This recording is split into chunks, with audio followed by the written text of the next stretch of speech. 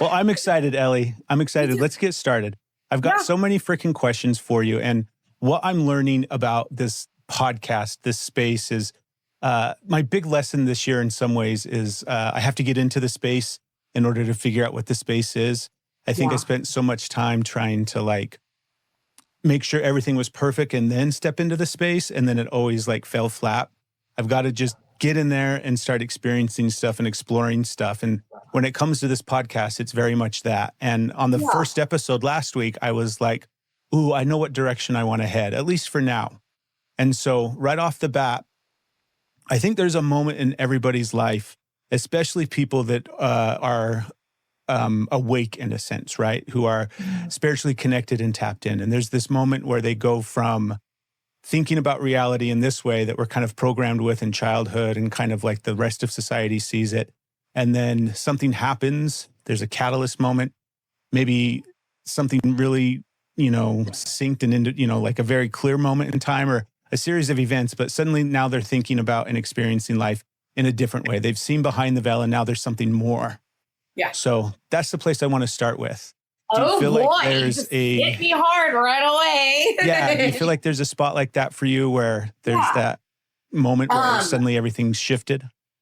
Well, I'll say this. I'll just introduce myself. My name's Ellie Lieberman. I have been a professional psychic medium for 15 years full time. It is the only job I've needed to have for the last 15 years. And it's been wonderful. So that's a really loaded question for me now in this journey, right? But I tell people all the time that I've always been psychic, but I haven't always been spiritual. Okay. And so my entry point came from many different places, right? And many different times. But when my new frame of reality hit, when I realized, right, like, oh, this is more than me being just gifted. It is when, to be honest with you, my longest term relationship, we met on the internet and he lived in New Jersey and I lived in California. And he could like guess the total of my bill at the restaurant I was in. It was like the most insane, like, yeah. And like, he went like under a different name. It was just this whole wild thing. And I was trying to figure out how I'm psychic. Right? He went by a different name? Like, yeah, like he went under like an alias. Like it wasn't even who he actually was. Was he in the witness protection program? What's going on? Like, listen, you're going to hear my story and you're going to be like, Ellie's crazy. like just straight up, like, do as I say and only some of what I do. But really, like, that was like the most intense, long distance, never met a person connection I'd had. Mm-hmm. And at the time I was going through recognizing that I was a psychic person and wanting to do this for a living. So spending a lot of time on the internet, practicing, doing things like that. This was when only like Facebook groups were around, it was 20 years ago. So we didn't have the technology that we have now. And somehow we ended up talking a lot. I was with him for almost 10 years. Wow. Yeah. Like 8, knew him for 10. Yeah. I was with him for a long time. And we lived together. And at the time, he changed everything. I mean, he's an amazing music producer, very creative individual, very alternative thinking, very no family, very like solo type of person. And he was like, you don't need anybody. You can do this. And he was like that voice of reason, but he was like crazy enough to tell me like, you can do this, like cut yourself off from everybody. Like you can do this. Like you don't need anybody. I needed that like radical influence to get me to kind of step away from the mundane in the world that I knew. And I said, screw it, basically, and said, okay. And I just kind of went for it. And when he ended up becoming a flat earther. We don't have to talk about that. But like he went down a different path. Things got weird. Things just got weird. Yeah. And I realized in that moment, like, I was growing spiritually and just emotionally and mentally and physically in a completely different path, like you said. And that caused friction in the relationship, of course. But then I suffered a series of miscarriages, and that really, really, really built my connection with spirit and with source and spirituality, because I had to cope with something that no, you can't prepare someone for. Like, it's experience based only. And for me, that was truly when I started to realize, like, what am I manifesting? What's the law of attraction? What kind of Was energy? it with this guy, Ellie? Yeah, with that guy. Okay. So, long story short, we ended up splitting, and that is when everything got really crazy. That was it. But that was like, oh yeah. So he really was a huge influence in that. I was with him. He had all this esoteric knowledge, right? Okay. Like his producer name was 33 Pyramids. Okay. You know, like, he's just super like Gnosticism. I know that guy. Like that. Yeah. right. Like, that's totally a guy. Like, that's totally a character. Like, as soon as you mention his name and you've been describing him, I'm like, oh, I know that guy. He had like a giant temple of eyes tattooed on his back. Okay. I 100% know that guy. Everybody knows that guy. There's always that guy. Exactly. I've never met someone. I mean, I'm from Los Angeles, and I'd never met anybody like that. There was like these hippy dippy spiritual people at the time, right? But that was about it. It was like, you know, like my access point was so small in so many ways, and I was really young, right? Like, I was also really young. So for me, I think that he was my greatest healer and my greatest teacher and a huge catalyst for me. And our breakup was devastating. But then also I was like, now what? Like, now what? Is this in your 20s? Is this in your 20s? In my 20s. Okay. Mm-hmm. Yeah, I think that's so interesting. It feels to me like I constantly am looking for patterns, right? I'm wanting to see just how things work and how we all work. And I think there's so many, not just far more similarities. I think that we're all just living like such similar experiences. Yeah. Like, everything that you just described, I kind of had a correlation and a connection with different components and pieces of it, right? And I feel like everybody else listening, same thing, where it's like, there's so much similarity in our lived experiences. And I love when we get to reflect on that and recognize that. But it's like the 20s, that decade to me feels so incredibly important, because it feels like a massive decade of evolution and growth. Obviously, so many decades are, right? Like, I'm in my 40s. Absolutely. I'm halfway through my 40s now, and it's like blowing my mind what's happening. But that decade specifically, I feel like, is where a lot of people wake up, because you do have those moments where it's like, wait a minute, the shit isn't what I thought it was going to be. It's not what I thought. Exactly. And that's what made him a flat earther. He was like, the government is lying to me. Like, he was like, you know what I mean? Like, truly, like, that was it. Like that. And whatever. I'm not here to yuck anybody's yum or shame anybody's belief system. But for me, that's not the direction I was going. Yeah. And I would say that my 20s, I mean, I got sober. I opened up my business. I realized my worth. I wrestled with the fact that I may not ever be a mother. It really, really just defined, what does a husband look like? Do I want a life partner? I mean, it really defined me. These are all really spiritual concepts if you look at it that way. So I started to change my vantage point, right? And really look at it from, what am I calling to me? What is it do I even know what I want? Ooh, like, do I even know who I am? Such a good question to ask, right? Do I know what I want? Because how can you manifest anything if you don't know what you want? Exactly. Right. Yeah. I have this theory that I've been, and when I say theory, I don't even know what theory sounds like. It's too scientific almost. I have a series of thoughts that I cram together periodically and run them through in my mind as I'm mulling over different things. And I was thinking about, there's some connection, at least for me, that I can see between, obviously not just childhood and this time period, but it's like, I think that the people that are more attuned to all the different energies, vibrations, frequencies, stuff that allows you the ability to tap in and connect to different things. So all these readers on this, on TikTok, all these people can, everybody that's in the space and more tapped in and connected, I feel like a good, healthy number of them have trauma from childhood, like a lot of trauma from childhood, the kind of trauma from childhood where you had to dissociate in order to survive, the kind of trauma where you're more attuned into your environment and all of your senses are alert, right? This is like from my experience growing up where I didn't have that awareness in the moment growing up, right? It's only afterwards being able to reflect backwards. But like all my survival mechanisms that were in place consistently when I was a child in order to survive my environment, right? Somehow I think that tuned me into the frequencies and energies of everything around me. So now as I get older, that connection is still vibrant and strong and just keeps manifesting in different ways until it eventually comes through this connection port where it's like, oh, now I'm getting information about you for some reason. Do you know what I mean? It's like this weird thing that starts happening.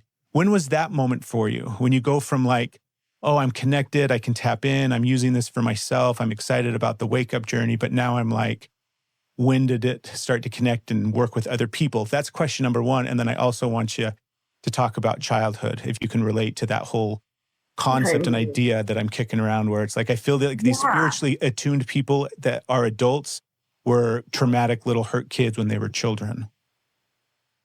I feel, let me think about your question. Okay. Take your time. I'll play the Jeopardy theme song. It's layered what you're saying. So for me personally, I have the benefit of having a very psychic mother and a very open-minded family. And it was very clear that I was intuitive and psychic as a kid. So I was always picking up things about other people. And I'm really, really lucky to have that, right? Like to have that. But that didn't change the fact that my parents were like, go to college. You can't be that for a living. Not that I wanted to be, right? Like I came into it. I'm really an artist by nature. I have a master's degree in art as identity. And, I come from a very creative stance, but I really am a vibes person. I can play the piano and I'm very creative, and I've always just kind of channeled. I would come home and have all these crazy stories and nobody would believe me, but it was because I had all this psychic stuff going on. And if you're a psychic person, you come home with stories, like period. Sure. That's what happens to you. Like, and when you're little and that doesn't get validated and that doesn't get seen or understood or labeled as something else, being misunderstood was my deepest hurt and my deepest trauma. And so they're connected. That's why I was like, let me figure out how to say this to you and answer your question, because they are connected. Not feeling like I'm not going to fit in, feeling, the pressure of society. And I grew up in Los Angeles. It was born in 1987. So that was like a bustling time. Right. And a lot of like Hollywood and things like that. And my mother's a big entertainment bigwig and my father's a city planner. So known in the city, and all this pressure, you know what I mean? This pressure. And I was just different. I've always been different. I've always walked to the march of my own drum. And, I think that benefited me now. If I think about my client base and the people that I know, I honestly don't know a single person who doesn't have childhood trauma. Right. I would say that the ones that are deeply, deeply connected and can really connect to other people and see people with a really good discernment are the ones that have appropriately dealt with their trauma. That clarity, that understanding, the ability to advocate, right? The advocacy, I think makes a huge impact and resonates with other people. But I don't know a single day that I haven't been connected to a person, honestly. Like I'm just built that way. I think I was meant to be connected to people. Yeah. So yeah, does that make sense? I don't know. Absolutely. Totally makes sense. And there was a point in there that I really thought that I really liked that you mentioned. It seems like the more you heal from your trauma, the clearer the connection gets, like the greater the connection is, right? The stronger the connection is. Yeah. And I can think back to when I really started experiencing my connection with source energy, we'll just say, right? There's so many different versions of it. And I thought about it different back then than I think about it today. My experience of it has evolved and changed so much. But even back then I thought, man, I'm so connected. Like I felt like I was getting such good information, right? You know what I mean?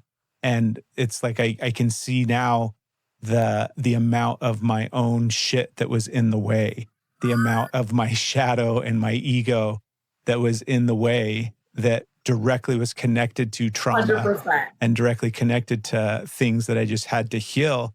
And as I continue to kind of heal those parts and get clearer and clearer, then it feels like that connection gets stronger and stronger. But that's also like my own personal connection as well, right? It's like, Yes. I have a deeper connection with my highest self.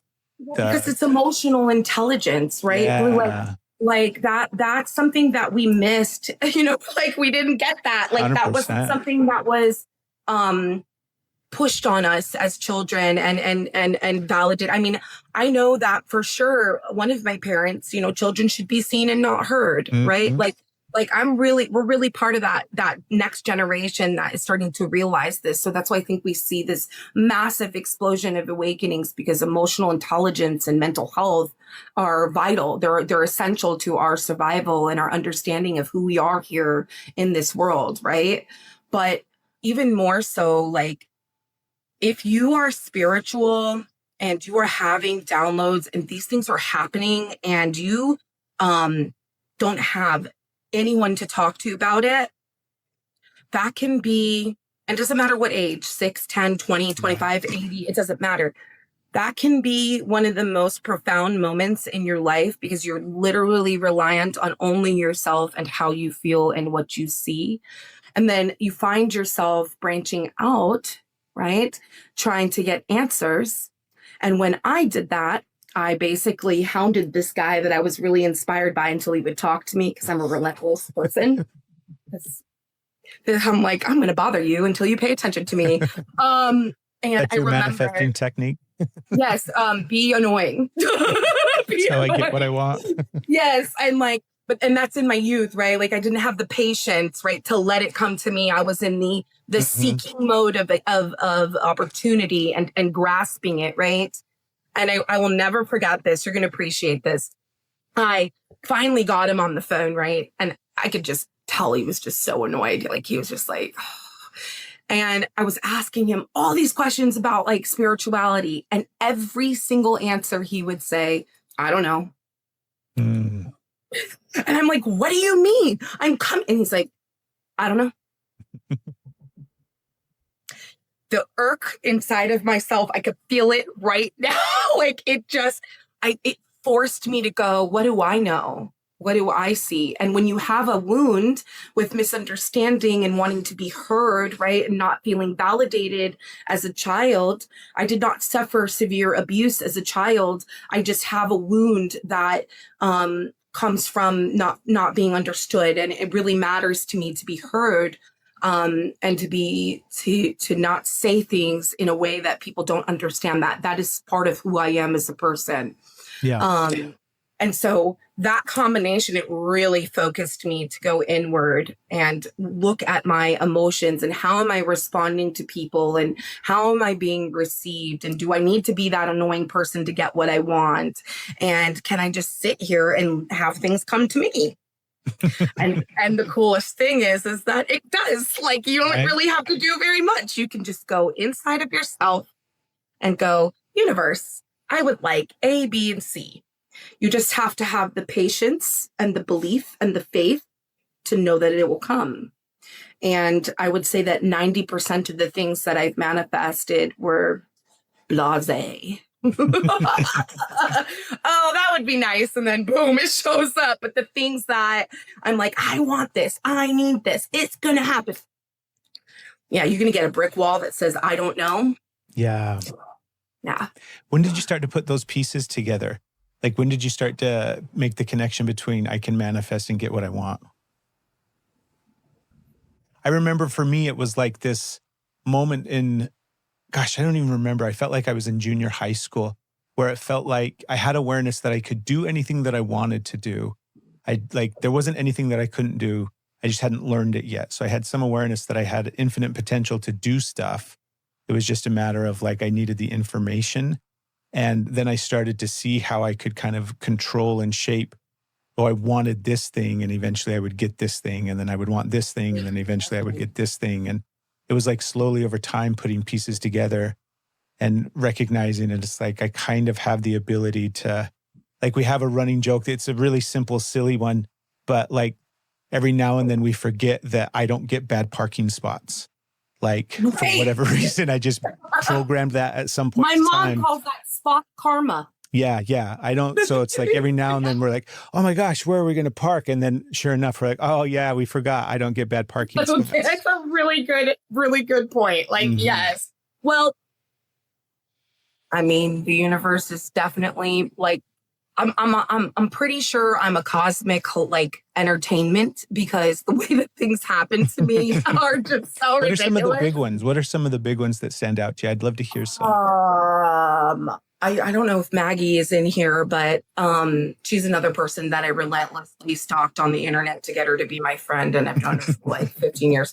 I was living in a really nice place after not living in a really nice place, and finally trying to figure it out. A bunch of stuff had happened to me, and I was really, really pushing doing this for a living and really taking it seriously. And I was kind of tapping into the law of attraction a little bit. The Secret had come out, and I thought that was really interesting. I'd gone out to go to my car, and I was on the phone with my friend Maggie, and I said, did I not park here?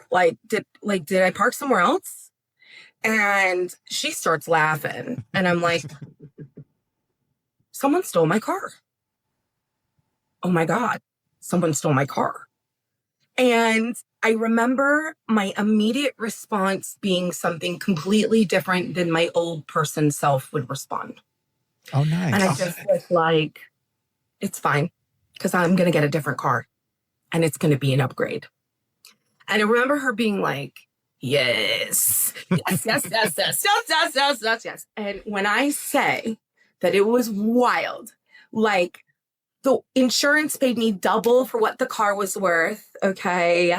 Like my dad's friend had this like really sick caddy, like this Cadillac. I was in an '01 Corolla. Okay. Like this really sick caddy, and like gave it to us way less, like sold it to me for way less than it was. Like all of a sudden I had more money in my pocket than when my car was stolen, and I was in a Cadillac. And I was like, oh, shiitake, like, oh, shiitake. That really honestly is my most clear first initial moment where I was like, oh, like if I just detach, if I just go whatever, and just know that it's going to come. And then I started to really experiment with like really little things, right? Like show me a purple penguin 10 times, and then I'd see them everywhere. Yeah. And the numbers, like the synchronicities in my life, I have a nickname and my fiancé still calls me Sync, because I live in synchronicity.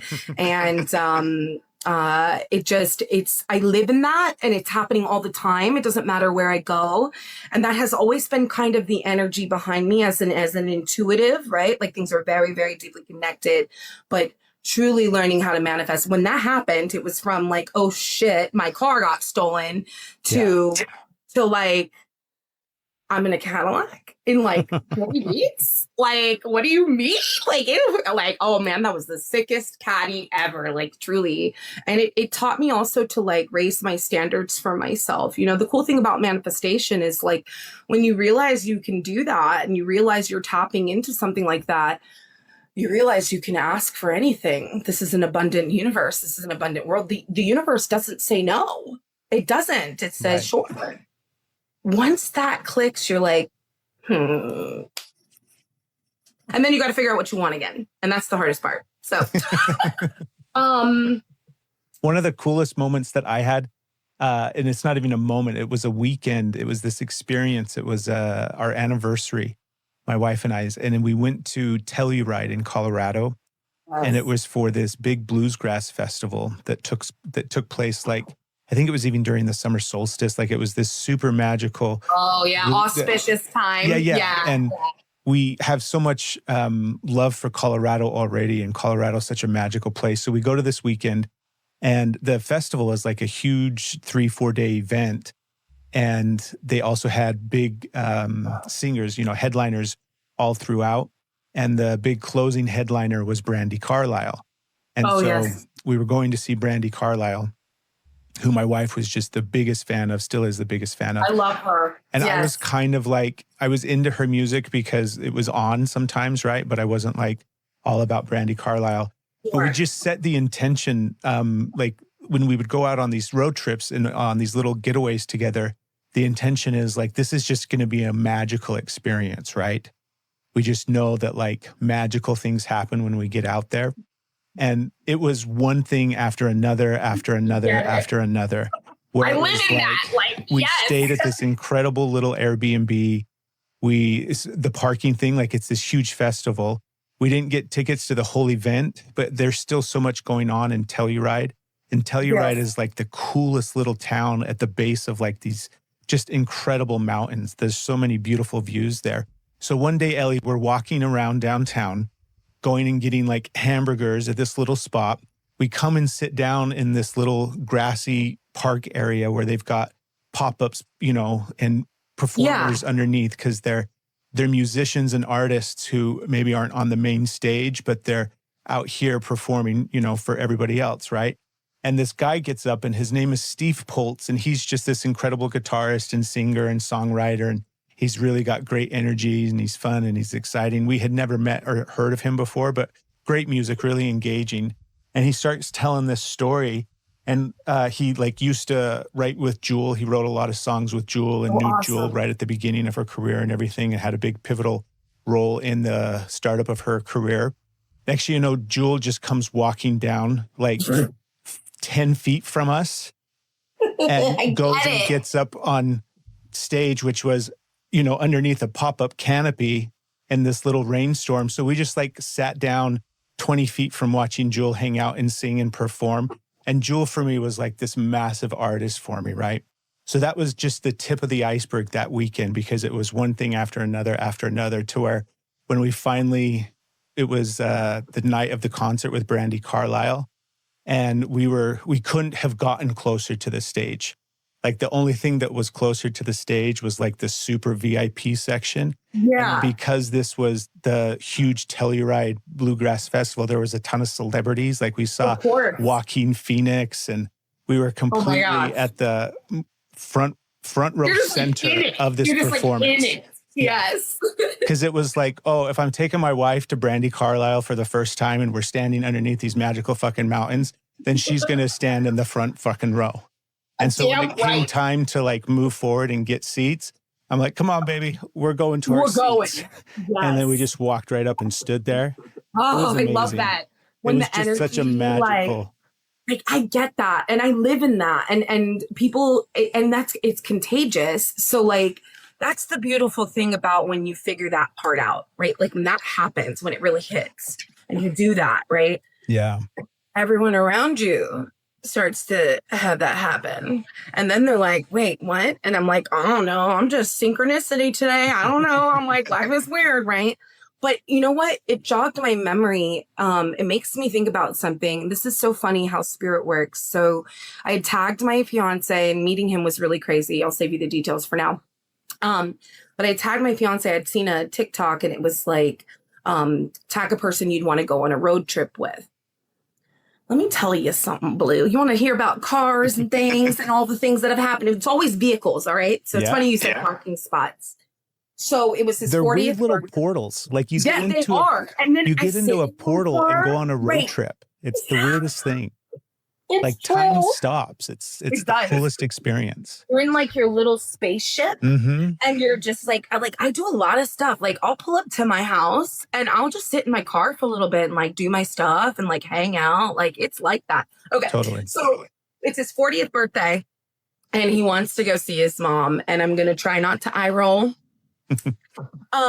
and they're out in Florida and we're in the Carolinas, right? And I love his mom, but I was like, this is what we're doing for your 40th birthday. And so I like got a hotel room, like set everything up and like made plans and everything. And last year I went on tour for mediumship, and like this was all going on at the same time.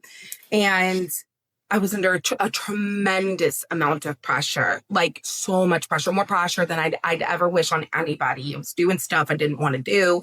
I felt like the universe was making me go on tour. Like it was, it was, I had a lot of things to work out up here. Right. And I had told Nate, my partner's name is Nate. I told him like, I think I have to do this. Like, you're going to have to give me a year of your life. I might be a little crazy. You know, I don't know how I'm going to be. And he was like, bet. Okay. Like, I just knew. I had no idea I was going to be in that moment. Long story short, my car at the time had, I don't know, 160,000 miles on it. It was doing pretty good. I was driving a Lexus SUV because once you get a Caddy, you just don't do anything less than luxury. Right. And like, and just nothing compares, right? Like you're just in it. And I was having car problems. I decided that I was going to throw some money into the car instead of sell it because I was on tour and I'd just thrown so much money into investing in myself. And it just wasn't smart for me to buy another car. So I fixed everything. We're on the way. My dog's on, Nate's lap, and we're driving down the 95, and we get to like Jacksonville, and we've got like 3 more hours to go, and my car just starts spitting white smoke. Oh no! And that was it. Ellie left. Other Ellie came in, and she was pissed. My patience, 0. Like at this point, like I was done. I was starting to get really mad at spirit, really mad at myself, really mad at life. And I can really honestly count on one hand that I've ever felt that way. Truly, this was one of those moments where I was like, I'm done. Okay. And, he gets out and he puts the dog in the back and he's like looking at it's the freeway. Like, and there's like cars going by. I have no idea where I am. And I'm like, nothing is going according to plan. Nothing is going. And I am melting. Okay. I call my dad, like all the things. Right. And he gets in, he's like, this car is toast. Like, it's toast. Like, and I'm like, we have 3 hours. What are we going to do? Right. So I calm down, call AAA, and AAA comes, and the guy is like the coolest guy. And he's like, hold on, just give me a second. And I'm sitting in the front, Nate's sitting in the front seat as we're waiting. And I looked at him and I'm like, what is wrong with you? I'm like, do you not have any feelings? And he's like, this shit happens to me all the time. And I'm like, well, it doesn't happen to me. This is an unacceptable energy. Like, absolutely not. Right? Like, I am pissed. And he's just like, babe, we're on an adventure. And I was like, adventure? This isn't an adventure. And we look over to the left and this car goes by and the license plate says on adventure. And he's like, your shit's working against you. And I'm like, do you want to die today? Like, this is not, I'm like, oh my God. And it was such a moment because I couldn't not laugh. Like truly couldn't not laugh. It was such a moment and it calmed me down a little bit. And then the tow truck driver is like so freaking nice. And he's like, it's so funny. He's like, this is the 5th Lexus of this model that I've had to tow today. And Nate is just like, I'm like, do I say it? Do I not say it? Do I say it? I'm like, some random dude in Florida towing my car to the nearest, like, yeah. And we had the best time. It was such a fun trip. Like, and so much chaos happened. Like the hotel that I got was like not what the pictures were. It was not good. And like we just toughed it out. Like we just did. And like all these synchronicities started to happen, like external validation from strangers. I think that's the most magical experience ever. When you are thinking something or you're working through something and you're on the street somewhere and someone says to you the thing that you needed to hear and they don't even know you. That I'm addicted to that. That's what keeps me going. I live in that and I want to be that for other people as well. Yeah. And we were standing in line and his brother, we were at Disney Springs and his brother has a pacemaker. So like we had to go like separately through security and I'm waiting, I'm chilling, you know what I mean? And the guy, he's like going through my purse, right? And I had a set of tarot cards in my purse and he's like, what are these? And I'm like, I'm a psychic for a living. And he looks at me and he puts his hand on my hands and he says, thank you for everything that you do for people. I just want to let you know that you make a difference and you should continue doing what you're doing. How beautiful. And I'm getting chills even talking about it right now. And I just looked over and my brother-in-law was like, fucking Ellie. Like, you know what I mean? Like, it was like you can't take me anywhere. Like, this is just the way it is. Like, yeah. So it can go from like such a magical Brandi Carlile experience, right? Which I've had tons of those, or this thing that is so frustrating that is making you scared and spirit showing up for you, the universe showing up for you. Very, very powerful moments. Yeah, it's really cool. I will never forget that. I literally he put in the comments, Nate put the picture of the license plate of that car of On Adventure as a response to my tagging him. That was today. Of On Adventure. I was like, you little troll. Like, that's why you gotta remind me of that? Yeah. Yeah. So cool. I wanna hit upon a couple of different spots. I think that because from my experience, and I'll speak to my experience and see if you resonate with it, but the question comes based off of my experience because I feel like I have so many moments in my life where riding those just real beautiful, intense ways of connection, where everything's lining up and you're aware of it and you're feeling it. You're really in flow with source. And then I find myself in almost the complete opposite end of the spectrum at times and wondering how in the hell did I get here? Yeah. I have such awareness of what it takes to be in this other place. And I recognize it when it's there and then somehow I'm still getting pulled out of it. What has been your experience? Because my experience was it just is like a continual, oh shit, I slipped up again and now I'm flowing back towards it. Yeah. Oh shit, I slipped up again and now I'm flowing back towards it. Like it's this constant ebb and flow where ideally I'd love to stay in it all the time. And I don't even know if we're necessarily supposed to. I still don't, I still can't quite decide if it's like programming that says, oh, too much of a good thing. Yeah. And I'm like, I don't believe too much of a good thing. I believe I'm welcome to have more than too much of a good thing. I want all of the good things. Like, there is no too much. I'm programmed that way now. So it's a struggle spot for me. But anyways, what's your experience of coming and going in and out of flow with that experience? And what have you found works as far as helping you stay in it more? I think it's absolutely necessary to be mad at source at one point in your life. So you know what that feels like. We live in a world of duality and it's really important. It makes me think of two things. I always tell my clients, like, how can you appreciate a good boyfriend or girlfriend if you haven't had a bad one? Got to have contrast, right? That gratitude that you have after you coming, and that really does tie into our first conversation about the trauma, right? Like when you are actually unshackled from that, you have such gratitude because it's such relief, right? But my answer is like discipline, neutrality. The pendulum can't swing so far both ways. Like you have to stay in this like 0 point space. That's what makes manifestation so powerful. It actually happens a lot faster when you don't care as much. You just know that it's going to happen if it's supposed to, and you just and know that if it doesn't, it's because you're being protected. That is a neutral space to me, and that's enough for me. And I slip up all the time. but it does require spiritual discipline. You have to really, if I don't do the things that I'm used to doing, I feel it. My external environment is affected and my internal environment is affected. And so you just get punished enough that you just start being disciplined. Like you have to stop touching the hot plate. Like otherwise you will have no more fingerprints. Like, and so it feels so punishing, right? It feels so like, what did I do wrong? That's the first thing.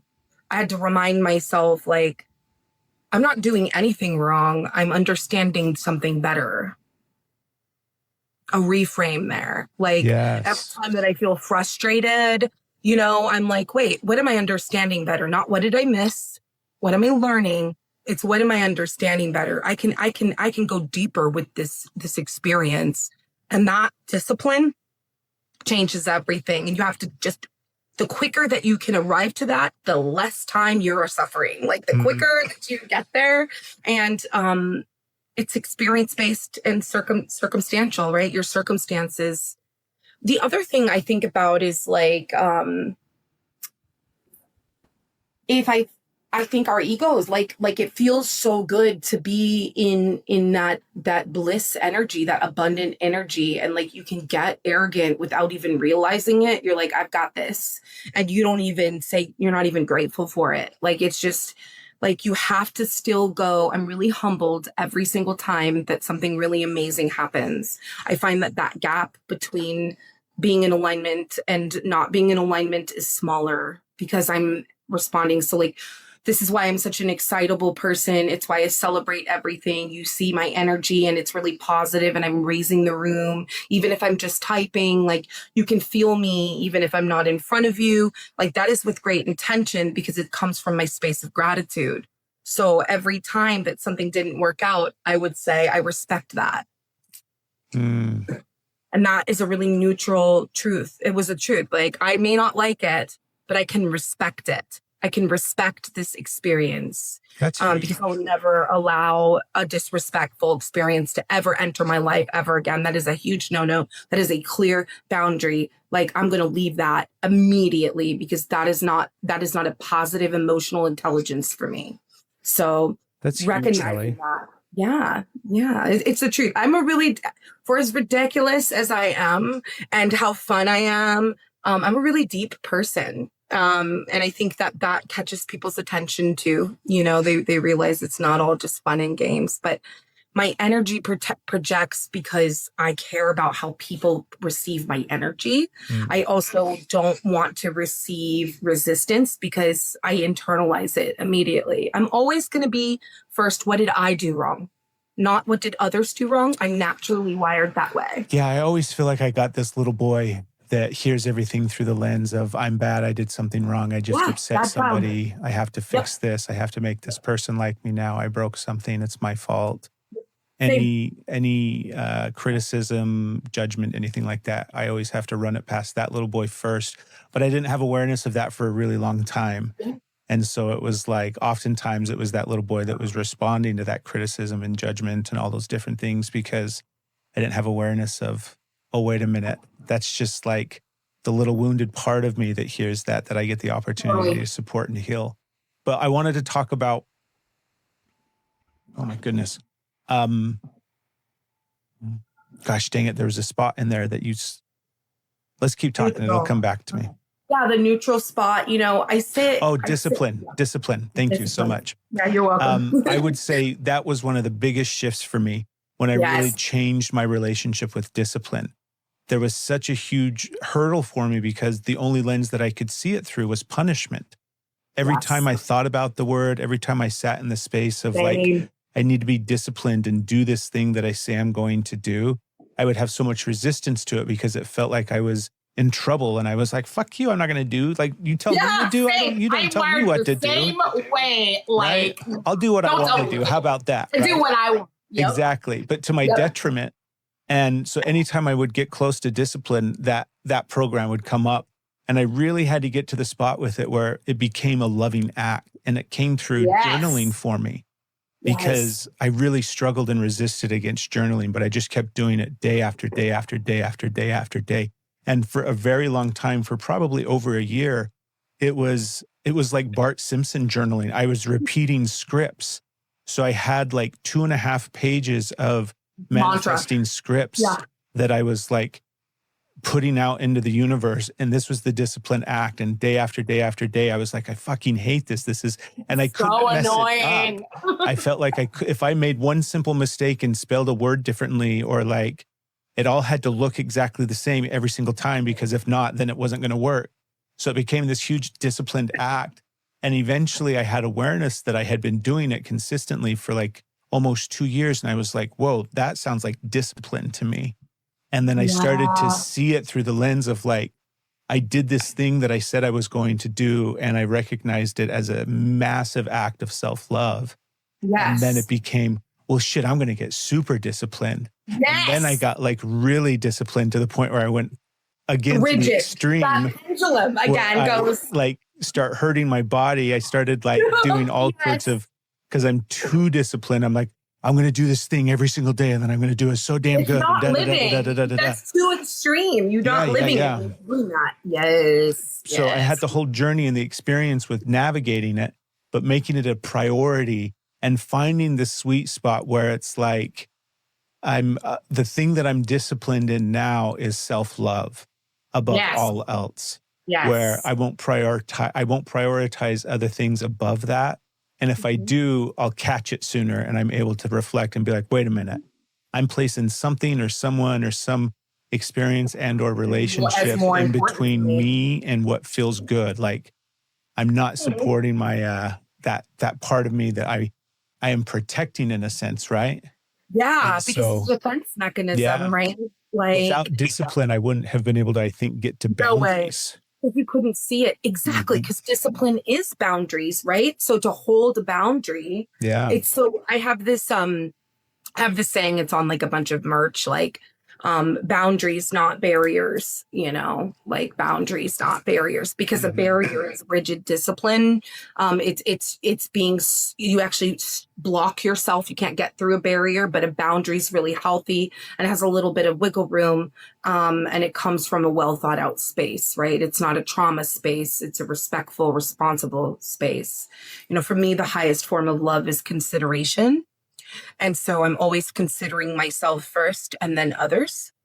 And because I'm a very considerate person, naturally, I'm going to consider others. And once I learned that about myself and stopped giving myself such a hard time, things really started to level out. But discipline is everything. It's everything. And it doesn't have to be as rigid as Blue is saying. That's what he needed at the time. That's what you needed at the time, right? Like for me, like I just do whatever I want still. I just do it in a calculated way. Yeah. Because freedom requires structure. It just does. It's a misconception. It is. I think about, how badly we all want like a manual to this earth thing that we've got. Wouldn't it be nice? But would it be any fun? I've been looking for that damn book for my entire life. Just maybe that's the emerald top. Like maybe there's this like what it is. It's I believe it. Now we're all going to go out on an excursion, and the emerald tablets is going to be everywhere because we spoke about it, and that's going to be it's going to be the thing. Yeah, I mean, I'm really not a disciplined person by nature. Like I just kind of just get up every day and kind of wing it. I've always been that way, the creative in me, right? Yeah. And I had a very, very, very, I have a very black and white OCD father, and so I really, really resisted that. Like, I'm like, I spent my whole life putting the fork away. I spent my whole life, you know what I mean? Like, I'm going to put the fork away when I want to put the fork away. like, like I have this rebel spirit in me, so discipline for me is so loose. It's just about respecting myself and making sure that I'm committed to gratitude. Like as long as I'm committed to gratitude and considering myself, I'm pretty good to go. It's not always perfect, but I have like 1,000 times more positive experiences if I live my life that way. And it's my life mission and purpose to help other people arrive to that conclusion as well. Yeah. So awesome, Ellie. I want to open up into the chat. If you've got questions for Ellie, feel free to drop them in the chat. We're going to keep talking because I still got some questions myself, but I want to open it up and see. So feel free to drop some in there, and we'll keep an eye on the chat. So Ellie, one of the things, go ahead. Sometimes I need, Heather says, sometimes I need solitude to resolve the issue internally before healing any relationship or situation. Yes. That's discipline too, right? Like to not seek externally and to go, it takes discipline to trust only yourself. Well, even to know that that's what you need. Like you have had to have done some work to get to the spot where this is how I work and this is what I need. Shit, you've done some work to recognize that and to own that. So it feels so good when it clicks. They're epiphanies.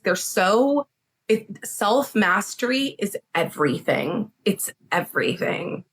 If you guys how consistently are you, like, that was my question is, I think that, like lately I've been like, I cut out caffeine. I'm essentially trying to do as much as I possibly can to get just as kind of clean and as balanced as I can. I can see so many different areas of my life where I was in the extremes, like I was talking about earlier, even with discipline, right?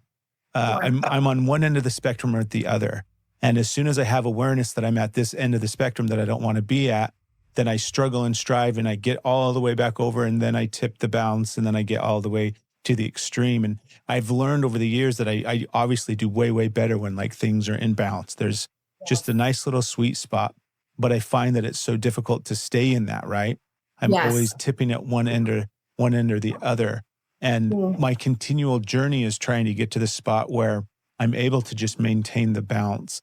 I'm not letting things still poke and prod at my past and at my triggers and at my shadow. And I'm just living in the current lived experience of what I'm, literally having. Presence, that mindfulness. Yes. That's what are some of the things that you have, not just like used, but like, where's your growth now? What's helping you stay in that state? Oh, man, honestly, I'm just going to sound like a broken record. Honestly, it is like one community. As much as we are meant to be, self-disciplined, it is so important to have people to talk to about the shit that you're going through. Human beings are tribal. It's proven. And it is so very, very important that you have somebody to talk to. Yeah. My community is saying community. Like especially with some of the things that were going on with me personally last year, the people, my clients had never seen me off my rocker the way that I was off my rocker, in the way that I could not get a grip. And I had a lot of people really trying to make sure that I wasn't going to be successful. And then I had a lot of people like totally supporting me. And that was a very confusing time for me because I felt like I was doing something wrong. And that's when I just could not get a grip. And when I say that, like, the people that showed up, that God, the universe, source brought for me, when they were not who I thought that they were going to be, these people, but they're still in my life today. It makes me emotional even talking about it, just because I am so moved and so grateful for, the 15 people, maybe 20 people max, that were like, you're not wrong. You've got this. You're doing everything you need. I needed that encouragement. I really, really did. And, it didn't matter at the time. Maybe it didn't seem that it didn't matter at the time, but it was getting programmed into my brain, right? So I was starting to hear it and realize it. And then once I just said, fuck it, basically, like, this is what it is, I had so much fun. But without that support, I think that was a huge part for me that helps me. But I'm a social person. So I thrive. I'm an ambivert. I'm an introverted extrovert. I really thrive off of people. So for me, community was super, super important. But if I'm just alone, I do a lot of ritual work, a lot. Can you share some with us? Sure. First things first, get up and say thank you. Second, make sure you know what's going on in the sky if you're going to do candle magic. So don't do certain things on certain days. So it took discipline to research that and really, really focus. So if I'm feeling off, I light candles, and I light candles with intention. First, if it's a placebo effect, right? I don't care, because for me, that's what works for me to get myself in alignment because I feel like I'm doing everything I possibly can to get right. Yes. Yes. Let's go blue. Let's go blue. Of course, right? I have one. Mine looks almost identical except for green over here on the corner. So yeah. And like I really find that to be really connected to some of the oldest ancient magic in the world, right? Like, yeah, we got to bring in the back elements. yeah, if you go back to an elemental spaces, you know, mind, body, spirit, soul, right? Mm-hmm. You know, earth, wind, fire, water, and ether. So like I'm the ether. So my spirituality, my soul, my spirit, that's the ether. So when I'm doing those things and I'm using the elements, I find that I have fantastic success. And the simpler, the better. I think a lot of people think that they have to complicate things. I need to ask for this on this day, but we live in a cosmic expanding universe. Pay attention to the planets that are affecting the gravity. Like, hey, you don't have to be an astrologer. Like on Thursdays is ruled by Jupiter. You do money work on Thursdays. That's what you do. Don't do it on a Monday. And don't ever just do what you're doing out of lack. Do it even when you have the things that you're asking for and you're feeling good.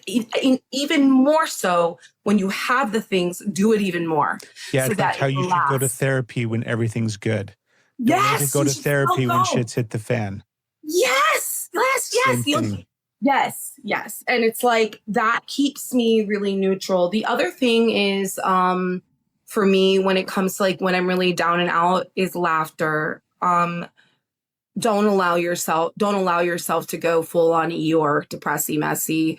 Watch a comedy, make yourself laugh, call your funniest friend, you know, or, you know, do something that really brings you back to a place of joy.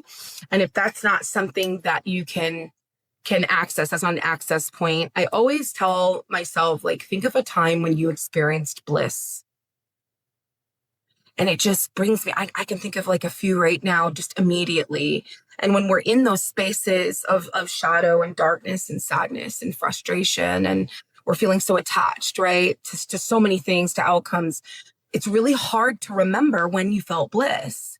So if you go, let me think about the time that I felt bliss. If you're a parent, the first time that you looked at your child, that true connection, when you met the love of your life, the first time you ate chocolate, you like really really simple things, right? Yeah. Very tiny things that are blissful experiences. If you can just focus your energy for just a moment on those things, and then afterwards say, I deserve to feel that way, it can really make a huge difference. Again, bringing your energy back to yourself, making it about you in a healthy way. I think that really snaps me out of it. So I love that. Thank you. Ellie, I've got there's another whole part of this conversation that I'm excited to get into because I'm ready. Of the things that I'm always thinking about ways to help people on their path, right? And I remember when I was in the process of waking up and experiencing all sorts of different things and tapping into energies and just learning, you know, the whole spiritual experience type stuff. It was such an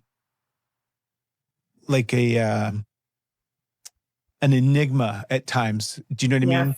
And because it's at times such a difficult thing to kind of articulate and explain, you would have experiences that are hard to put into words, but there aren't any words. Come with such profoundness, right?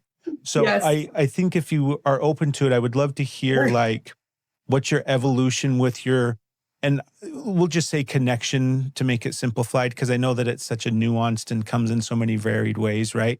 But what's been your evolution with that connection? And do your best to kind of describe what you're actually experiencing when you're experiencing it. Great question. So then people can hear it and see, wait a minute, that sounds like something I'm doing, so that they can get the validation of like they're actually experiencing the thing that they're experiencing. Because that's such a big part for it, right? The validation of like, this shit's real. Oh, man, so many things. I mean,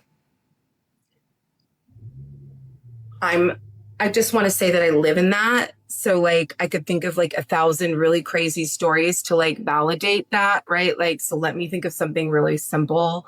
I I would say that the evolution looked like this. I felt like I was being rewarded when Larry and I split. And all of a sudden I got this opportunity to move across the country. And so I just packed up all my stuff and moved across the country because Spirit told me to. And what that looked like was I was in complete devastation. And I have only been mad at God a few times in my life. And I literally sat in my apartment that it was so expensive in LA. And I said, just don't make me bitter. Like, whatever you do, I'm going to do whatever you want, universe, but like, just don't make me bitter. Because if I become bitter, I am going to become the thing that I hate.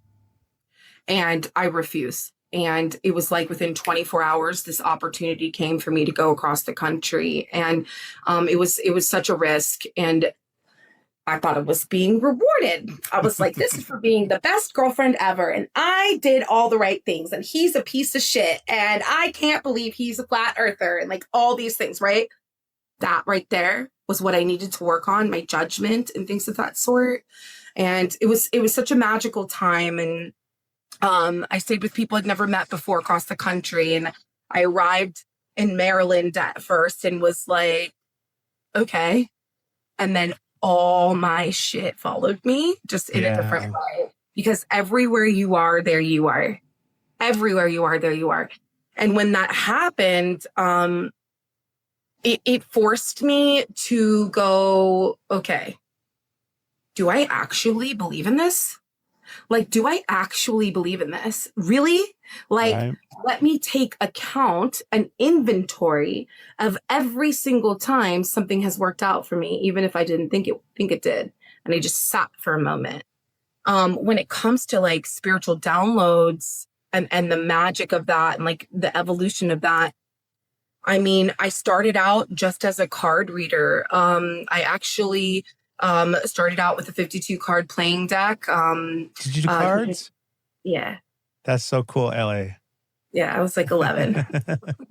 That's so cool. Yeah, so that's like the old and tea leaf reading. Like that's the old like gypsy way on my father's side. And realizing I have this affinity to art, right? Like this deep affinity to art. And like there's a lot of videos of me as a kid and I'm painting away and they're like, Ellie, and I'm somewhere else. Like I am not here. Like I am full on channeling like 100% in this other space. And then I was gifted, believe it or not, a set of tarot cards by my therapist.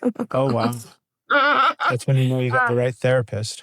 Oh, man. Shout out to Tony Ciccatello, best human ever. She's on my stuff. Tony Ciccatello, man, she just saw me for who I was from like 14 on, man. She is divinely pointed in my life. And she said, shout out to all those therapists, all those mentors, all those guides out there, right? Shout out to you. Deep gratitude. Immediately, I just started thinking about all those people in my life that really validated me and saw me. And how pivotal those people were in my life. Because I couldn't see myself. Do you know what I mean? Yeah. There's so many different, mentors, friends, teachers, homeless guy on the street, like even the most minor, right? Like I think the validation is such an important part. Yeah, like I need that in my life, and I'm not ashamed to say like reassurance is required. Okay, totally. Reassurance is required. Like it is not weak to need reassurance. Okay. Period. I'm never going to waver from that. Seriously. Yeah. And like, I remember like, thinking to myself, like, what am I really doing here? Like, why am I doing this? And my therapist, I was 18. She was like, you're 18 now, so I can give you these. And like, I just think that like, maybe you're psychic, like your mom. And I was like, no shit. And it hit me. And then I didn't believe her. Because who does that? You know? And then I'm like, no, my mom's the psychic one. Like, I'm not the psychic one. Like, no way, right? Like, it was so separate from me in my awareness and my understanding. And then I was in the middle of art school and I was learning about a particular period of time in art history, the Baroque period. Okay. And realized that that is the same period of time that tarot was invented. Oh. And the art on original tarot had symbols on them that I was learning in art school. That's so And then I was awesome. like, oh, shiitake. Like, oh, here we go. Buckle up, buttercup. Here we go. We're going to buckle up. Right. Like, and so for me, it was something I was doing and understanding just as a hobby, just as something that was there. It was just there. You know, it was just there in the background. I wasn't taking it seriously, honestly. And then I would just always have these really crazy experiences. Like to this day, like going to the grocery store with Ellie is not 10 minutes.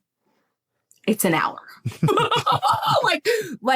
And that also, I think people are going to really relate to this. That also really took a huge part of my life being an empath. I'm super empathic and highly sensitive person. Got to talk to everybody, huh? I just wanted to buy bananas, bro.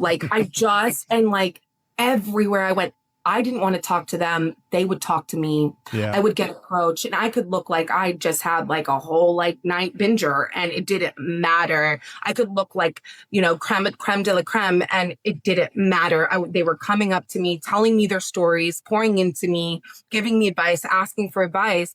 And it got to the point where I felt like I couldn't function.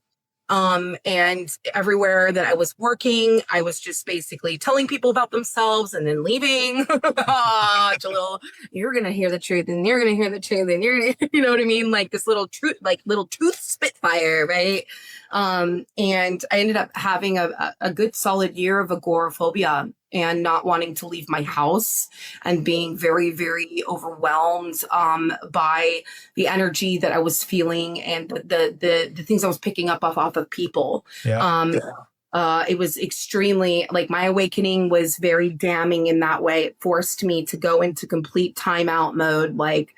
And I was so mad because I'm an extrovert. I recharge through people.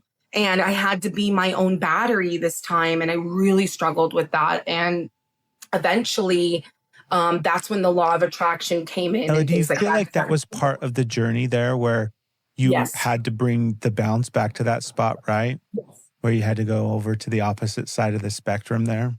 Understand it. You need to see the value in it. You know, I'm a nip it in the bud person. I don't really play the long game. I live in the moment. I'm very present, that kind of thing. Even though I'm a planner, I am. But at the end of the day, I give myself a lot of freedom. My partner is the most long game person on the planet. This dude is so patient. It's insane. And it used to piss me off. I'd be like, what are you doing? He's like, I'm playing the long game. And I'm like, but you could be doing it right now. He's like, I don't want to. And I used to judge him so hard when we were first seeing each other. I used to judge him so hard. And then I would see it work. And I'm like, you little. Sounds like you guys are perfect for each other. Good balance, right? Yes. It's just you so got both interesting ends of the spectrum to covered. see that, right? And I make him kind of hurry up, right? Exactly. I'm like, we call him late Nate, Yeah. But I think about coming out of being I think so that's a sign of a good partner. Yes. Yeah, I think when you find those connections, at least that's been my experience. Me and my partner, we have every end of the spectrum covered. We're the complete opposite in so many different areas. And that dynamic has helped us see that extreme in each of us and the bounce back and forth where at some point I have to recognize that my way isn't always the right way. My way isn't. Just because I'm doing it this way doesn't mean it's the only way to do it's this. hey, we're going to manifest my way. And it's well, actually, no, we're not. We're going to manifest my way. And then it's no, we're going to come together. Right? And it's so much more powerful. You have both sides of the spectrum making shit happen. It's freaking amazing. It is so amazing. I think about being so empathic and being so inundated by messages. And there were many times where I didn't even realize that was going on. I just honestly thought it was crazy. I mean, seriously, I really did. I questioned my mental health because I was experienced such anxiety and such overwhelm and really just didn't want to do anything other than just rot on my couch and try to get a grip, And that's when people started to show up in my life that were strangers that really, really changed. They just made sure I was okay. People outside of my initial immediate world. And that started to build my faith and my belief system that Like something's going to come for, like something's going to show up for you. Like you can sit and you can suffer for a while, but when it's time to come out of that, it's time to come out of it. It's just going to show up. Like you don't even have to try. You just keep doing what you're doing. Yeah. And then, so here I am, and I'm like on this Alias, like, so I have agoraphobia. So now I'm on the internet. Yeah. And I am not sure if I'm real, right? And so I'm just practicing reading tarot. I have no idea what I'm doing. None. Completely. Just willy-nillying it, taking my art history background and just kind of just going for it, right? And thank God I'm like charming and outgoing and bold, right? Like that's always been a thing. And so like fearless in this way. So I went under an alias on the internet to see if I was any good. And I would just like slay it, like just slay it, like just completely demolish. It'd be all these other readers and I'd just be killing it, man. And I had some people come to me and be like, you should really be charging for this. And I'm like, no, you don't do that. You don't charge spirit. Like I had all these ideas of things, right? Like, and I had my aunt gifted me this reading from this woman. Her name is Sharon Chaney. I don't even know if she's alive anymore. And she said, I really think that you should talk to this person. And I never had a professional reading before. And I listened to her, was on the phone. And I think she had like a tape recorder to record, like it was old school. Okay. And I don't believe anything this lady said, anything, none of it. And to this day, everything has happened. And one of the things that she said to me was that I was going to be doing what she was doing for a living. And granted, I was an artist. I'm not doing this for a living. I am going to be in a museum and I'm going to be curating pieces and I'm going to be living in my life of leisure and my fabulous LA life, like doing all these things, right? Like, yeah, right. Like I had this whole plan in my head about my life. And she immediately picked up that I was going to be doing this for a living. And I started to ask the right questions. Like, what do you mean? Yeah. And one of the things she said was, no matter what, always know your value. Make sure that you understand that if a person gives you $1, you're going to listen to them. If a person doesn't give you $1, they're not going to listen to you. There's value in that. Make sure that you're equal energetic exchange in everything that you do. It's not just money. I've traded most of the time and do a ton of like service to people. And like what happened is like, I literally was like, that was crazy. What? But the seed was planted. The seed was planted. And I was like, all right, fuck it. Literally. I was like, fuck it. I'm gonna go work at Starbucks. Okay. And I'm gonna go and I'm gonna do this for a living. And it just exploded. So the whole time I'm thinking, I'm just a psychic. I'm just a tarot card reader. Right. And then, mediumship arrived and talking to the other side happened. And, it scared the shit out of me. Now I'm 100% sure that it's been going on the whole time. I just didn't recognize that. What was it that scared the shit out of you in the beginning? Your thoughts not being your thoughts. Okay. You know, I'm a psychic empath, so it comes in like this. Let me say this. So, okay. Think of a lemon. Mm-hmm. You got it? Imagine that coming in, but it's not your thoughts. You're not thinking of a lemon. You're just seeing a lemon out of nowhere, right? Mm-hmm. And you're like, why the hell did a lemon just go through my mind? And then the person that you're talking to has a lemon shirt, and you're like, wait, what is going on? That right there, that was the beginning of the beginning of the beginning. Like, oh, I want to slow down right here in this spot right here, Ellie, because what I feel like you're talking to and speaking to, and I don't know if you think of it this way, but this is how I've started to think about it, is I've started to think about it and look at it through the lens of telepathy. And the reason that's been the case for me was because of the telepathy tapes, that podcast. I love that podcast. Right? Required. Yes. Yeah. Such a real big pivotal moment for me listening to that podcast and reframing once again, the universe shifting things up again for me to look at from a different lens and from a different perspective. And when I started to think about things through the lens of telepathy and telepathic communication, especially when it comes to source, because a lot of the way that you just described it is how I experience a lot of it, where it's like, this isn't My thoughts. yeah, like it's It's bananas not. when it starts to happen.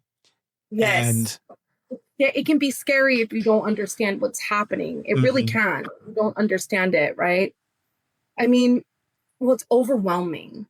That's what it is. It's you get overwhelmed by the experience, and then the anxiety can kick in, right? That's when the anxiety can kick in because you fight or flight it naturally to like your brain goes fight or flight.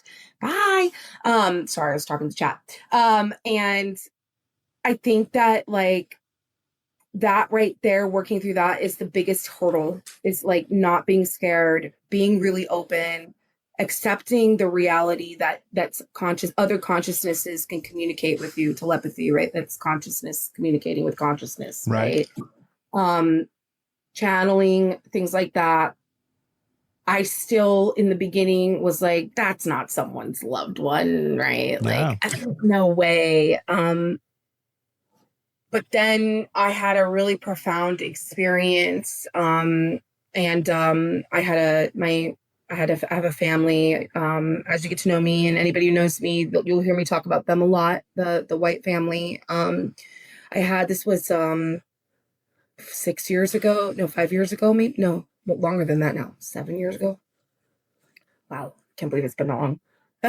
I just got portaled. I'm back now. And this whole family, shout out to the White family, super close. Every time that they would book with me, I knew to just like block out my day, because I would spend my whole day with them. And unfortunately, their son passed away. He was 24 years old in a really tragic car accident with his girlfriend and his teammate in the back. And there was a fire, so there was no autopsy or anything like that. And he was the one person in the family that I had read the least. Okay. And he came to me in a dream and made a bargain with me, actually.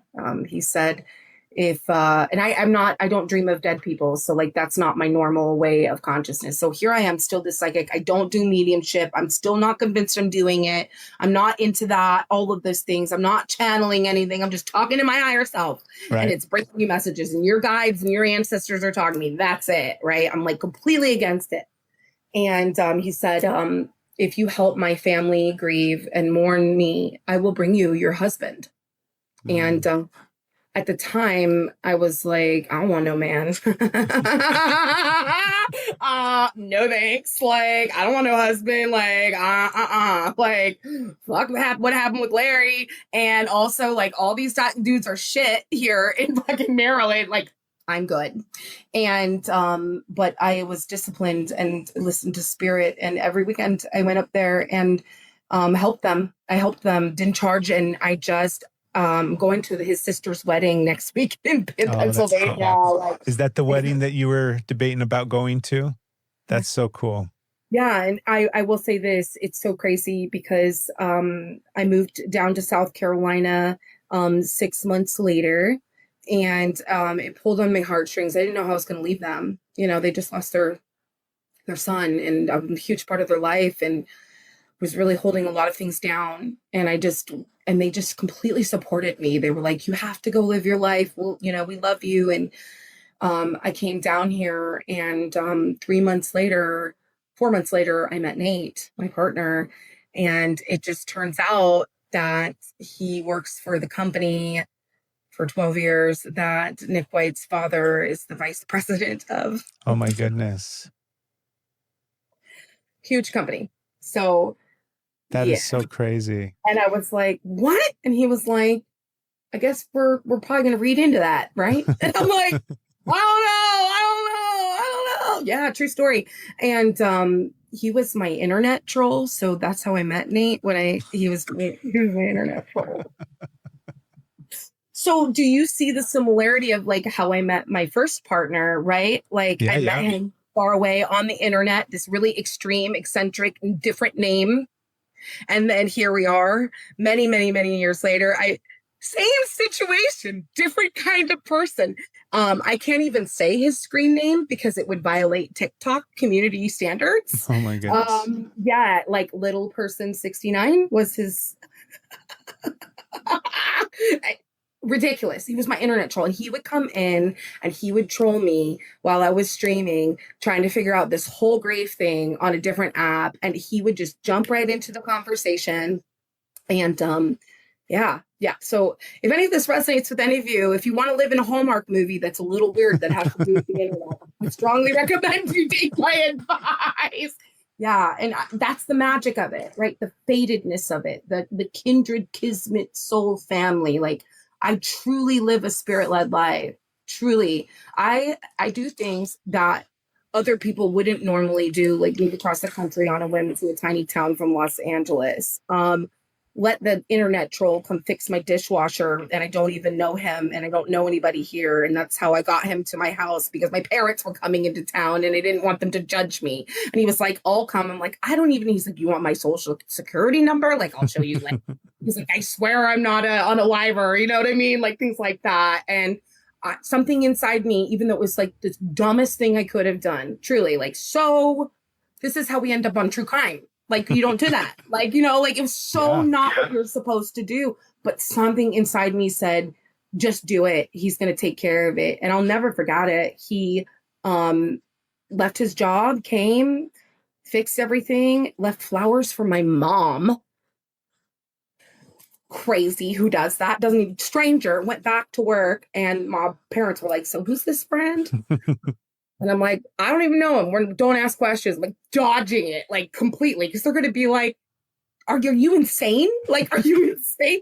So, and still at the time, I had no idea that he had worked for the same company, right? Like, this was just such a whim. So if you follow that, it's so worth it. It's so freaking worth it. It's just takes this, like, surrender that I can't explain.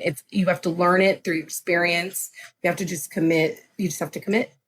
So crazy. Ellie, this has been so awesome. This has been so much fun.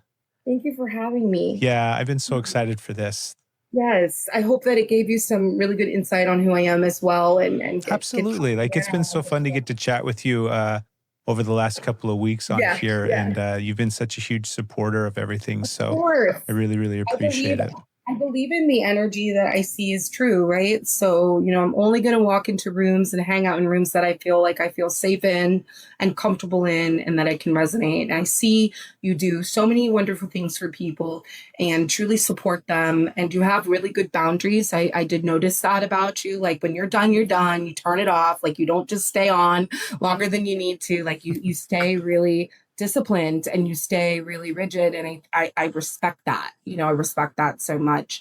And I'm so looking forward to so much more of this. And I hope you loved it. I loved it. Did you guys like it? Right? It's so fun. I love it.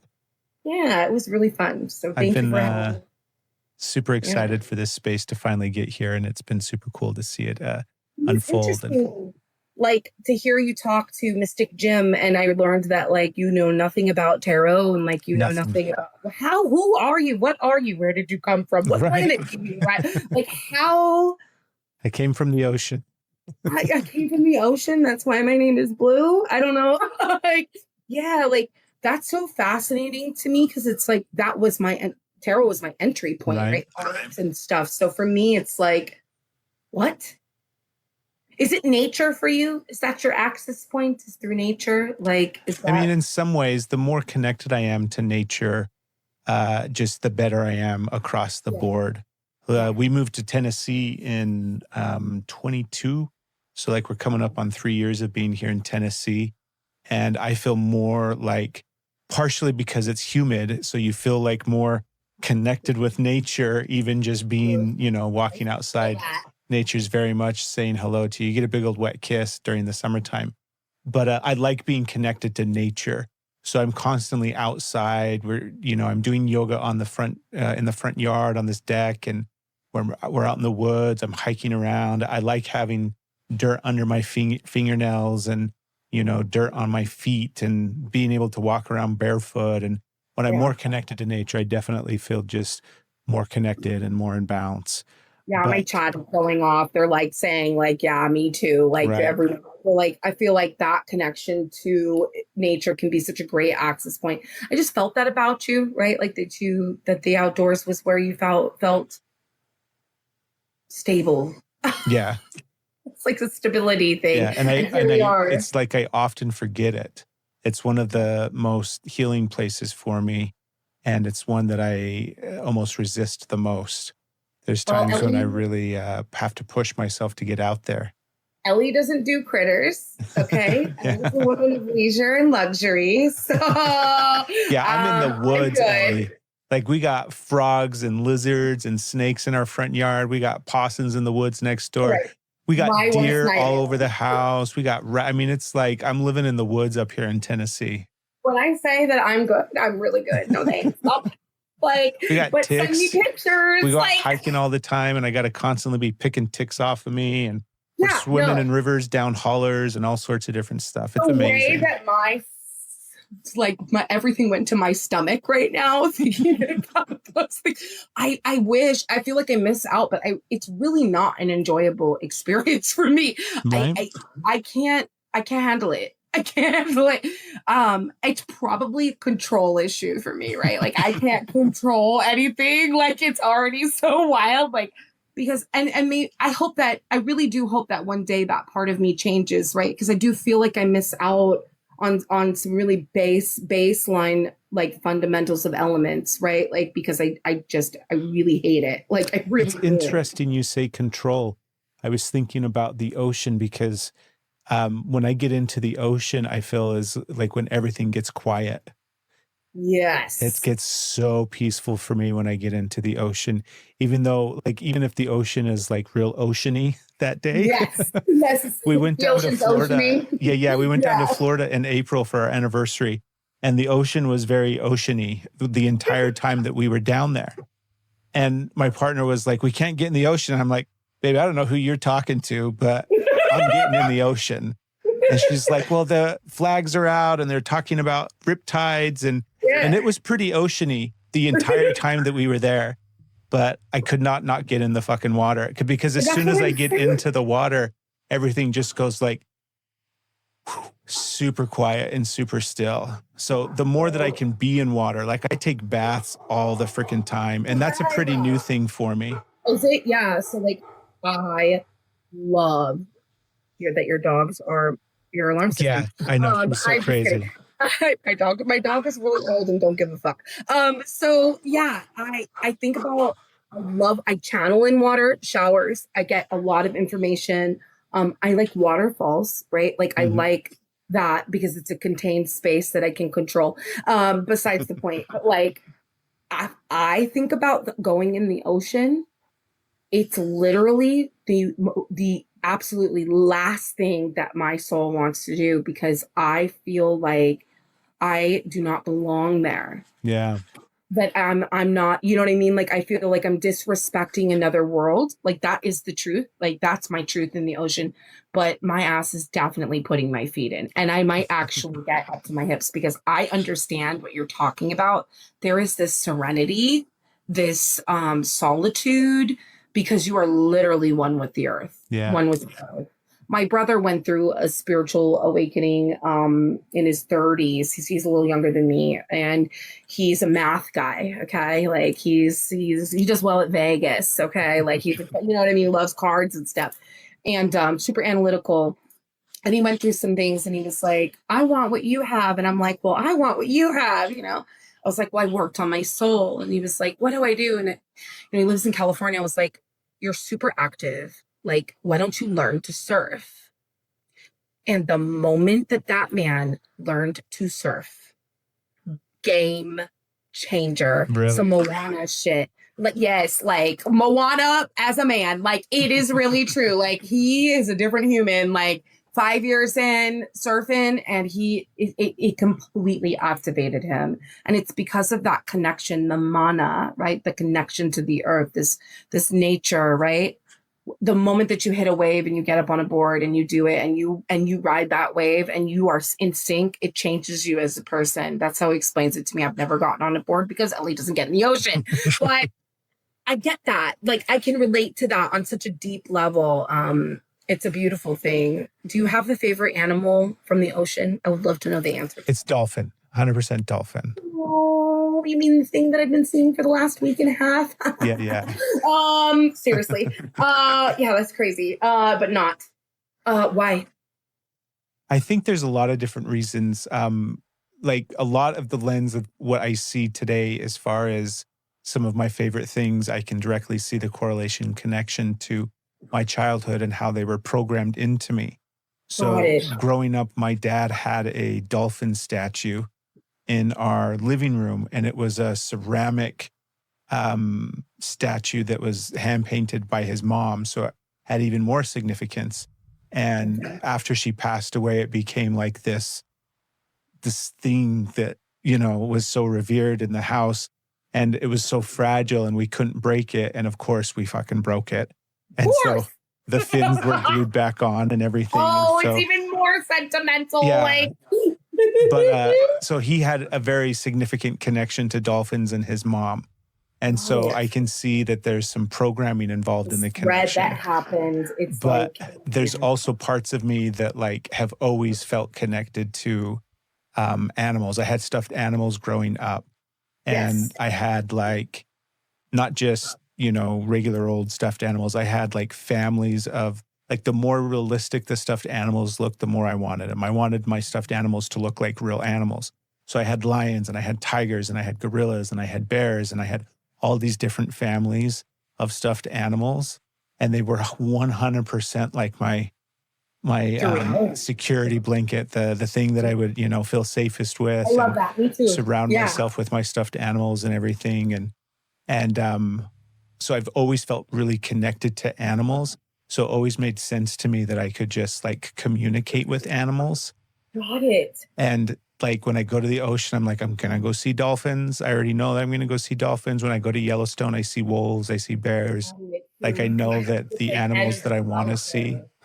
It's a frequency, right? So like what we're talking about back to telepathy is like you project your energy. It's a certain frequency. You really tune your mind and your soul and your heart from like, right. It's like right above your belly button.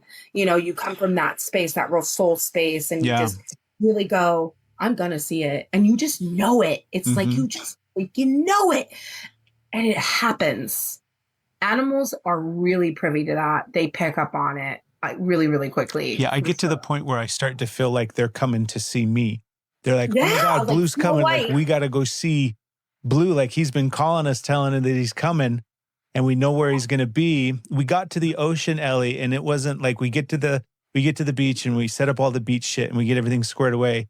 And then I'm like, okay, bye. Because I just turn and I start going into the ocean. Literally, you're the Snow White of the ocean. What happened was they started coming. Like as soon as we like get everything set up and I turn around, next thing you know, 4 dolphins are swimming by like 50 yards out. And I'm like, okay, I love you, bye. And I just go running into the fucking ocean because they came to see me, right? Yeah. I called, they showed up, I have to go say hello. And that's what it was all day long, was just hanging out in the water saying hello to the dolphins that had come to say hello I love back. That. I mean, essentially, that is manifestation. Hold on real quick. Noble Knights, I totally am a surfer, dude.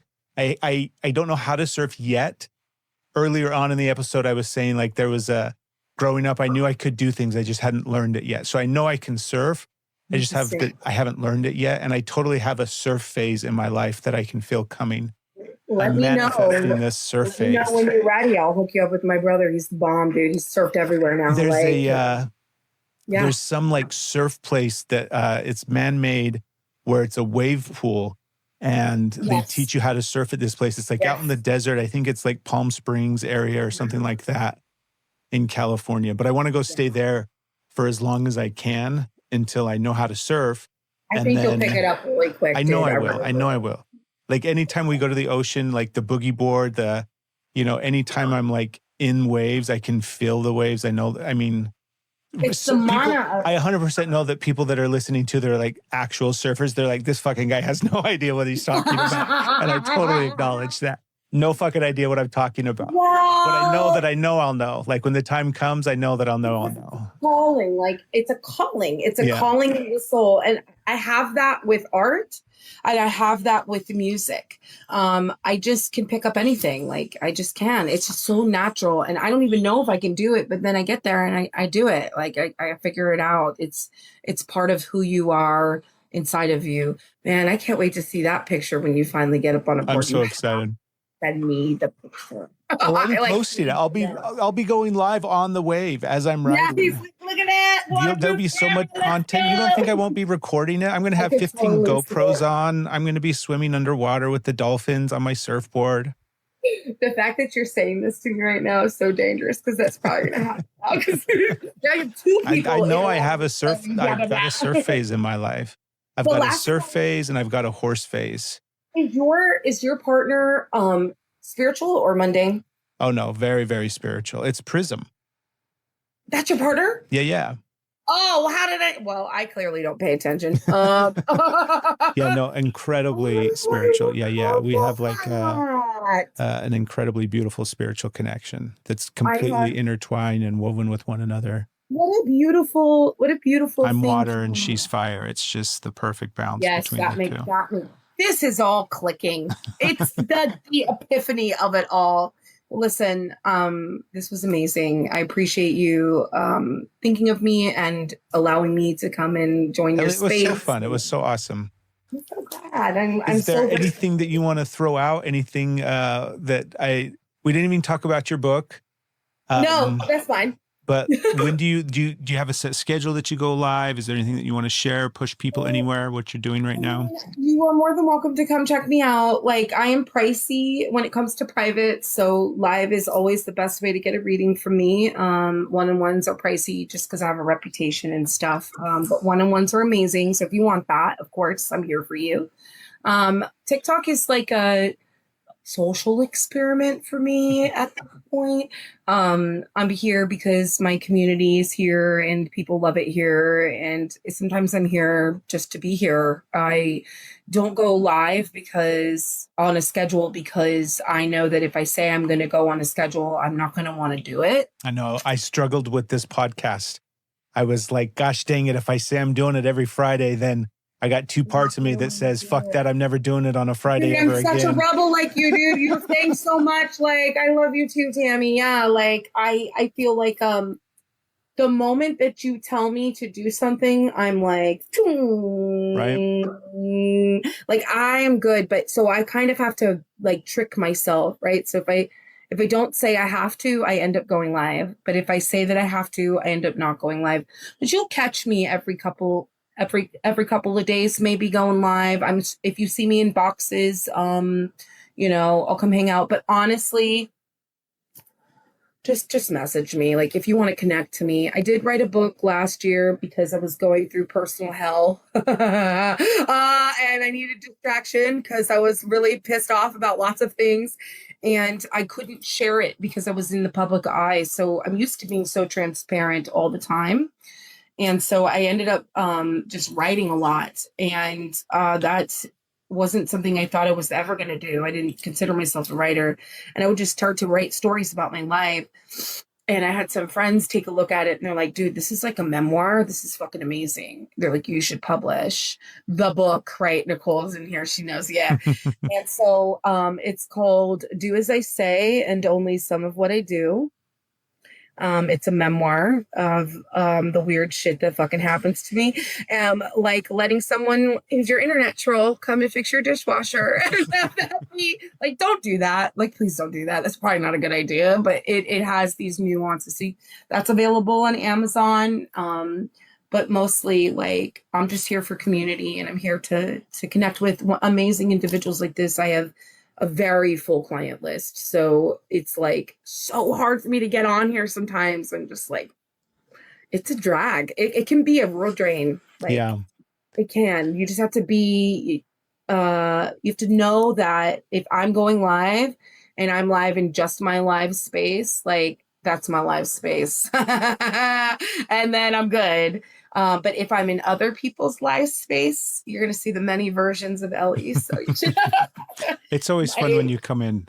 Yeah, I love it. And like, if you see me in other people's boxes or in other people's streams, like, I'm not only just a spiritual person, I'm also a human being. So I don't just come on here just for this. I come on here to just be myself. And I have a lot of layers. Like, there's a lot of different parts of me that like lit Ellie is super fun, right? Like, I love to play like toxic boxes and like answer really crazy questions and trivia and like things like that. So you'll see me run around on the TikTok streets and all these different worlds. I have intellectual community, like, yeah. So the layers, the many phases of the prism of who I am, right? Like a little faction out. And I just want to say that I love your journey and I love hearing what's happening with you and seeing where this is taking you. And I don't have a divine consciousness that I talk to yet named Koi, but I get that. I understand that I understand what it feels like to be guided by something that's not you. And I'm here for it. I can't wait to see what happens to you. Yeah, me too. Eating my popcorn. Yeah. Do you ever feel that, like, where you're like outside of yourself, watching yourself sometimes? All the time. Oh, like, dude, I'm the observer of my own experience. Yeah, it's so much fun. Well, thank you. Thank you, Ellie.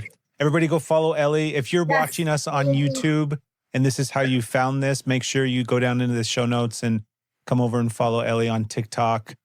She's an incredible reader. She's an incredible person over here on this space. So come hang out over on TikTok. And if you're on TikTok and you've only saw the portion of this, you can watch the entire episode over on YouTube. All of that info is in my bio. Obviously, it's easy to find. Go to those places where you find those things. Thank you, Ellie, so much. This is so fun. Love you. Mean it so much. And thank you, everyone who showed up on my side. I appreciate you. It's Friday nights at 7 p.m. Eastern time, everybody. The Deep Blue. Come hang out with us. Who's coming up next? Let me look. Next week that's a great question. Yeah. That's totally what I should be doing. On next week's episode, she's a mandala artist. Her name's Laura Lynn.